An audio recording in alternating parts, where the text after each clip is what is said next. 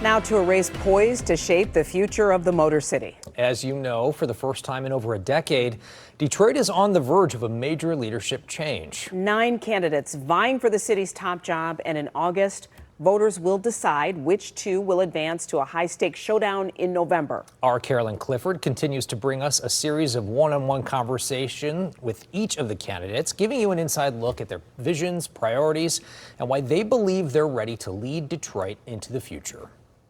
Detroit is writing its next chapter. After surviving bankruptcy and rebuilding its reputation, the city has become a symbol of strength and renewal. We're now with Mayor Mike Duggan preparing to pass the torch after more than a decade. A new leader must step in. So we are introducing you to the candidates who want to be Detroit's next mayor. They all face the same set of questions. Next up, Saunteel Jenkins. Saunteel Jenkins has spent her adult life serving Detroit.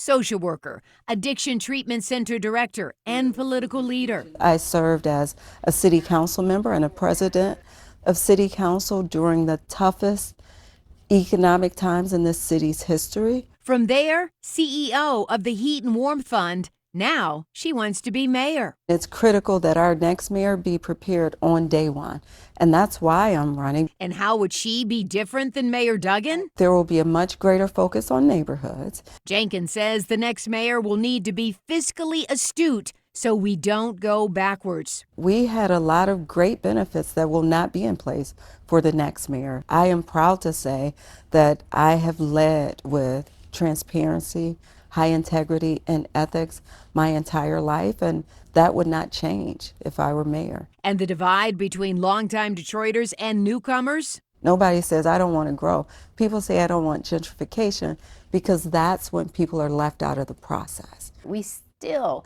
keep seeing kids getting gunned down in the city of Detroit. How will you address that if you're elected mayor? I think you know this issue is personal to me. I lost my 14-year-old brother to gun violence in 1991. When we talk about safety, we got to talk about prevention. We have to talk about safe spaces between the hours of 3 p.m. and 8 p.m., which are the most dangerous hours for children in our community. And the blight still remaining in neighborhoods. I give Mayor Duggan credit for the blight removal that he's been able to do, but you're right, we still have a lot of work to do. So we have to continue the plans that are working and hold everyone accountable equally. And her message to the families struggling in the city? I've lived in a house with no lights. I know what that feels like. And in me, you would have a mayor who sees you, who understands you, and who will be fighting on your behalf. And her one defining legacy in year 1, if she's elected. It would be that stronger partnership with schools.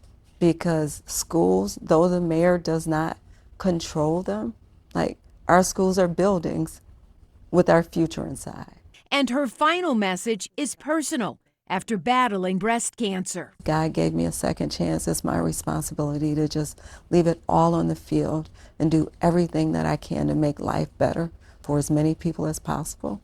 And this is the way I can do that.